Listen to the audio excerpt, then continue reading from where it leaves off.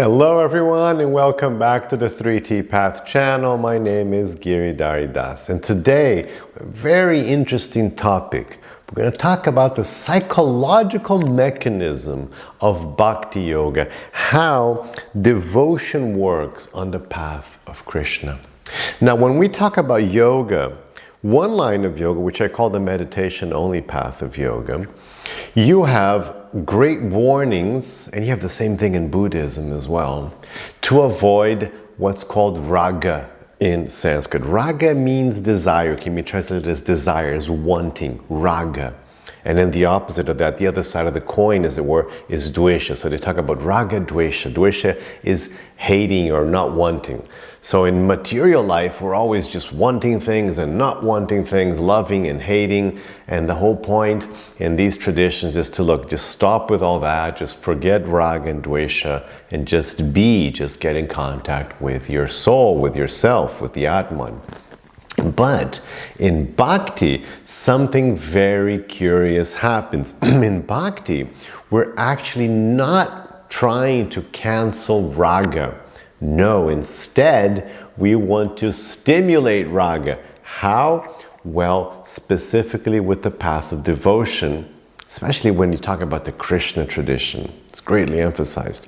What you want to do is you want to have desire for Krishna. You want to desire Krishna. You want to use that attraction. Krishna means the all-attractive. So you have a clue right there in God's name, Krishna, the all-attractive. So the idea is to attract your mind towards God and away from matter.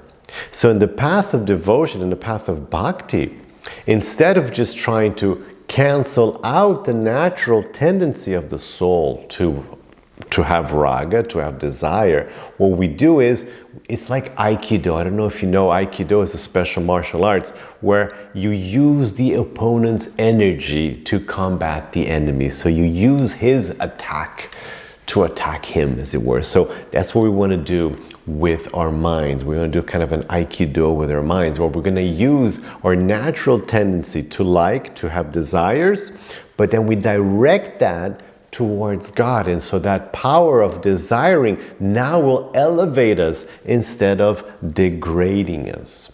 So that's why you'll see in the path of devotions, again, especially in the Krishna path, you have this intense focus on hearing about Krishna.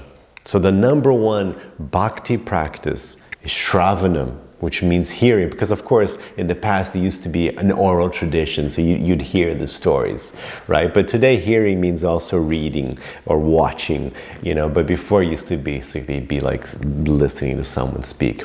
So the first step is Shravanam, because you want to hear, you want to learn about Krishna, you want what he looks like, what he does, his activities. It's called Leelas. So the whole point is that you absorb your mind, you listen, you learn about Krishna and his name and his abode and what his associates, the devotees who are perfect, what they do. So you learn about these things.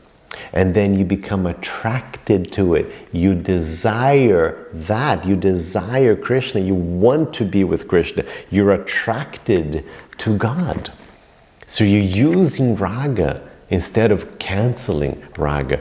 And even dvesha, this hating, is also mentioned in the scriptures. Well, you have these big, powerful asuras, these people who hated Krishna so intensely that they attained liberation as well. So you have the famous story of Kamsa. He spent his whole life hating Krishna, but he was thinking of Krishna all day long, in hatred, in dvesha, in trying to just get rid of him, but he was just constantly meditating on God. And then the idea is that God is the supreme pure, right? The God is the purest of the pure. So you can't remain contaminated with material life, with illusion, when you're in contact with the supreme purifier. Anything related to God is supremely pure. So whenever your mind is connected with God, you're looking at a picture, you're hearing his holy name, you're hearing stories about him, you're studying his philosophy, his teachings, anything that connects you with God in general, of course, but certainly this is in the Christian tradition is emphasized. You are purifying your mind of illusion, of maya, of karma. You're just getting rid of bondage. So then you use raga to become attracted.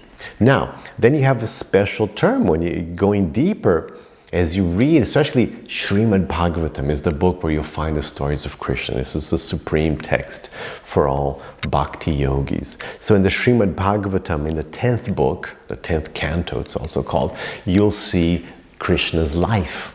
It's actually a fourth of the whole of Srimad Bhagavatam is Krishna's passage through the world about 5,000 years ago.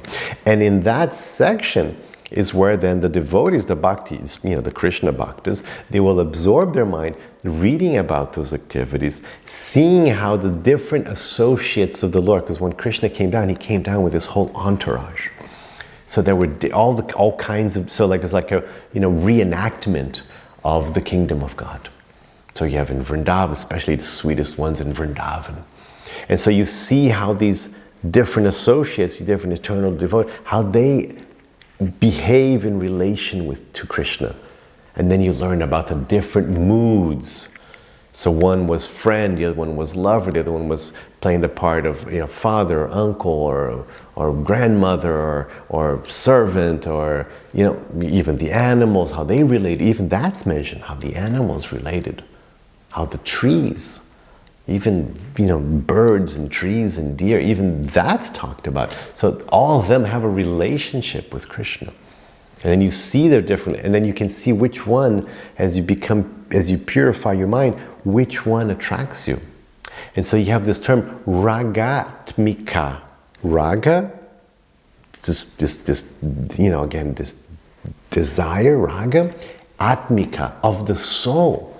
So then you have this special term, ragatmika, that's your soul's desire. So the different ragatmikas are then the souls who have specific relationships with Krishna. Of course, the gopis are very famous, and then the gopas, the boys, the friends of Krishna, and of course Mother Yasoda, so these different souls with these eternal, they're perfected beings, but their soul desire is to be connected with Krishna in a particular mood, in a particular type of love.